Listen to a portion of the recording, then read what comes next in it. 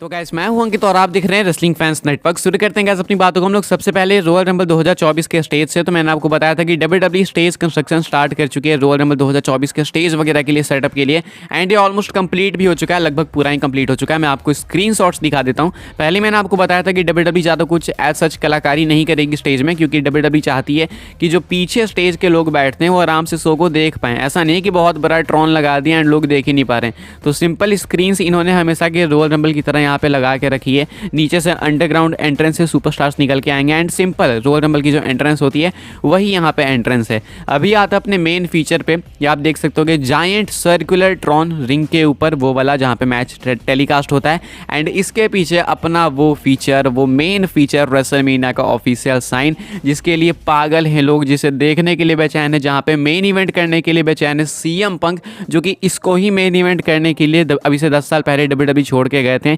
And अभी शायद वो रॉयल रंबल मैच जीत के इसको मेन इवेंट भी करेंगे। तो देखना होगा कौन से वो दो सुपरस्टार्स होंगे जो कि इस मैच को, रॉयल रंबल मैच को जीत के, विमेंस एंड मेंस वाले रंबल मैच को जीत के इस वाले साइन बोर्ड पे पॉइंट आउट करेंगे। तो यहाँ पे जो है गाइस यही है ऑफिशियल साइन बोर्ड जो कि डब्ल्यूडब्ल्यूई ने लगा दिया है रॉयल रंबल 2024 के सेटअप पे, and the road to WrestleMania 40 officially begins from here. आगे बढ़ते हैं, बात करते हैं अगली स्टोरी के बारे में, जो कि Vince McMahon and Brock Lesnar को लेके। क्या ब्रॉक लेसनर अब कभी भी डब्ल्यूडब्ल्यूई के अंदर वापस नहीं आने वाले हैं? एंड साथ में विंस मैकमैन को लेके एक बहुत ही मेजर अपडेट है। तो आपको मालूम होगा गाइस कि विंस मैकमैन के ऊपर कैसे एलिगेशंस लगे हुए हैं पहले से ही। ब्रॉक लेसनर भी अभी रिसेंटली में इसमें शामिल हो चुके हैं। अब ऐसे में देखो साबित कुछ भी नहीं हुआ है, लेकिन विंस मैकमैन को डब्ल्यूडब्ल्यूई से भगा दिया गया।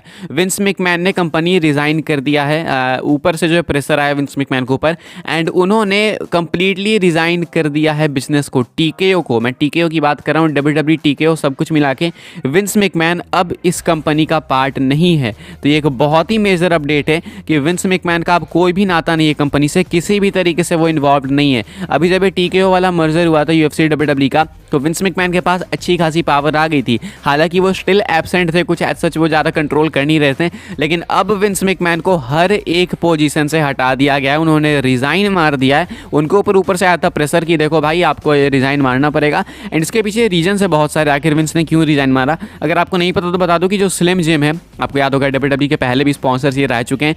इन्होंने स्पॉन्सर किया था भाई डब्ल्यूडब्ल्यूई रॉयल रंबल 2024 को, लेकिन इन्होंने कल रात को स्पॉन्सरशिप छीन ली अपनी Vince McMahon and Brock Lesnar वाले सागा की वजह से। तो अब ऐसे में डब्ल्यूडब्ल्यूई को फाइनेंशियल लॉस भी होने लगा ना, तो इसलिए विंस मैकमैन का रिजाइन करना जरूरी था।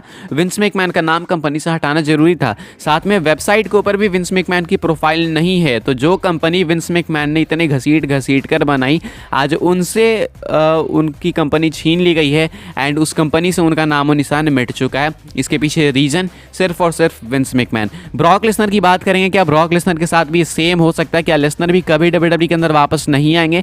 तो मैं आपको बता दूं गाइस कि इसकी पॉसिबिलिटी है। मैं आपको कल भी बता रहा था कि ये भी पॉसिबल है कि लेसनर भी कंपनी छोड़ सकते हैं। या तो वो खुद से छोड़ेंगे या तो टीकेओ की इन्फ्लुएंस की वजह से ये चीज़ होगी, लेकिन ये चीज़ इवेंचुअली होगी। अगर लेसनर साबित हो जाते हैं तो ये होगी, बिलीव मी। एंड मुझे कोई डाउट नहीं है कि लेसनर साबित नहीं होंगे, बिकॉज ये पहली बार नहीं है कि लेसनर के ऊपर ऐसे एलिगेशंस लगे हैं। मैं ये नहीं कह रहा कि लेसनर इसमें गिल्टी है या फिर लेसनर गिल्टी नहीं है, लेकिन ऐसा नहीं है कि लेसनर दूध के धुले हुए हैं। 2000 या 2002 के टाइम भी लेसनर के ऊपर ऐसे एलिगेशंस लगे थे।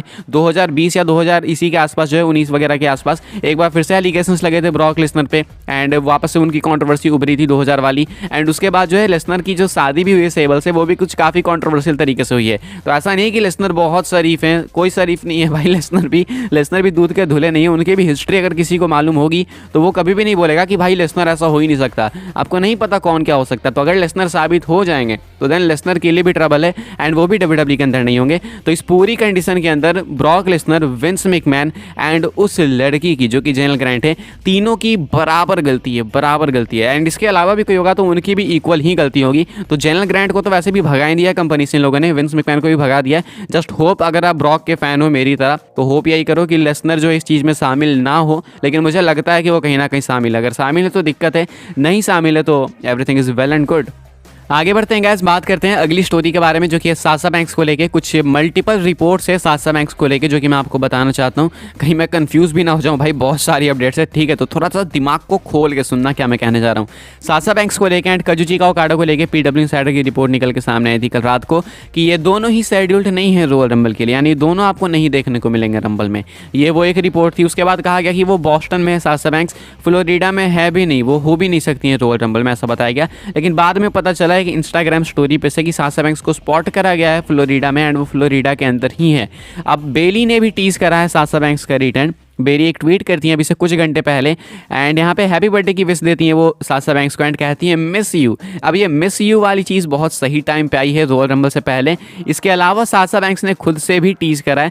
सासा बैंक्स इंस्टाग्राम स्टोरी पोस्ट करती हैं, आप लोग देख सकते हो यहाँ पे अपनी स्क्रीन के ऊपर। सासा बैंक्स यहाँ पे एजे ली के साथ अपनी फोटो पोस्ट करती है, बेसिकली एक ग्राफिक है, एडिट है एंड इसको Sasha Banks just before Rumble post करती हैं। तो मल्टीपल टीजेस हैं सासा बैंक्स की तरफ से। एक तरफ अपडेट्स डिनाई कर रही है कि सासा बैंक्स नहीं होंगी रंबल में, तो वही दूसरी तरफ सासा बैंक्स खुद से कह रही है कि भाई मैं रॉयल रंबल में प्रेजेंट होंगी। चिल्ला चिल्ला कर ये टीज वगैरह देकर सासा बैंक्स क्लियर ये बता रही हैं। अब ऐसे में सेम कंडीशन है सीएम पंक वाली। सीएम पंक के टाइम भी जो न्यूज़ साइट्स थी उन्होंने रिपोर्ट करा था कि वो नहीं है, नहीं होंगे, लेकिन सीएम पंक टीज कर रहे थे एंड सीएम पंक आ भी गए। तो क्या ये सेम कंडीशन है या फिर सासा बैंक्स सिर्फ सिंपली ट्रोल कर रही हैं, वो वक्त बताएगा। आगे बढ़ते हैं गैस, बात करते हैं अगली स्टोरी के बारे में जो कि है जेकब फाटू को लेके।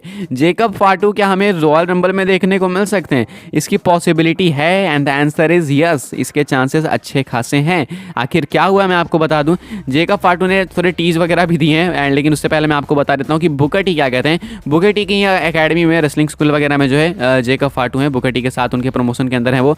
बुकर टी कुछ ये कहता है, आप लोग देख सकते हो, कहते हैं हॉल ऑफ फेम पॉडकास्ट में यहाँ पे बताया जा रहा है Booker reveals that he is working as hard as he possibly can and that it is his game plan to get Jacob Fatu signed by WWE and that he is going to be working in his corner as his advisor to get him all the way to that next level and over it if possible। तो यहाँ पे बताया जा रहा है कि Booker T जो है पूरी कोशिश में लगे। बुकर टी ने खुद ही बताया कि वो जल्दी से जल्दी जेकब फाटू को WWE के अंदर साइन करा लें। ये बुकर टी खुद चाहते हैं एंड वो उनके एडवाइजर के तौर पे WWE के अंदर काम करना चाहते हैं। तो बुकर टी पूरी कोशिश के अंदर है कि जल्दी से जल्दी जेकब फाटू कंपनी के अंदर आ जाए, तो वो इवेंचुअली आएंगे आज ना कल। एंड साथ में मैं आपको बता दूं कि अभी एक और ब्लड लाइन मेंबर ने भी टीज करा है। चल जेकब फाटू तो ये हो गए, साथ में जिला फाटू ने भी टीज करा है। जिला फाटू ने अभी से 4 दिन पहले एक ट्वीट डाला था, ये मैं बताना भूल गया लेकिन अभी सही टाइम में बताने का। जिला फाटू सिंपल लिखते हैं टैम्पा एंड उसके बाद हिस्ट्री। अब ये टैम्पा के अंदर ही होने वाला है royal rumble 2024 Tampa Florida and ऐसे में हैशटैग हिस्ट्री, क्या ये इतिहास क्रिएट करने वाले हैं? क्या ये solo Sikoa clash at the castle part 2 हमें देखने को मिलने वाला है? तो 2 ब्लड लाइन मेंबर्स को लेके बड़ी अपडेट है रॉयल रंबल से पहले कि एक तो जिला फाटू को लेके बड़ी अपडेट है, वो टीज कर रहे हैं कि हाँ भाई मैं आ सकता हूँ टैम्पा में, रोमन रेंज की हेल्प करने में भी देख के तो ये लग रहा है। एंड दूसरी तरफ जेकब फाटू को पूरी कोशिश में लगे हुए हैं बुकर टी की जल्दी से जल्दी WWE से साइन कराया जाए। क्या रॉयल रंबल के अंदर रोमन को हेल्प करने इनमें से कोई एक आ सकता है? देखना होगा। अभी के हिसाब से गैस यही कुछ अपडेट्स इस वीडियो के लिए। आई होप सबको वीडियो पसंद आई हो तो वीडियो को लाइक करें, शेयर करें, सब्सक्राइब करें। चैनल को आने वाले टाइम में ऐसे WWE न्यूज़ रूमर अपडेट्स के लिए फॉलो कर सकते हैं मुझे इंस्टाग्राम एंड ट्विटर पर, लिंक आपको मिल जाएगा डिस्क्रिप्शन में। ज्वाइन कर सकते हैं व्हाट्सएप चैनल को, उसके भी लिंक है डिस्क्रिप्शन में। मिलते हैं अपनी नेक्स्ट ऑफर काफ़ी इंटरेस्टिंग वीडियो में।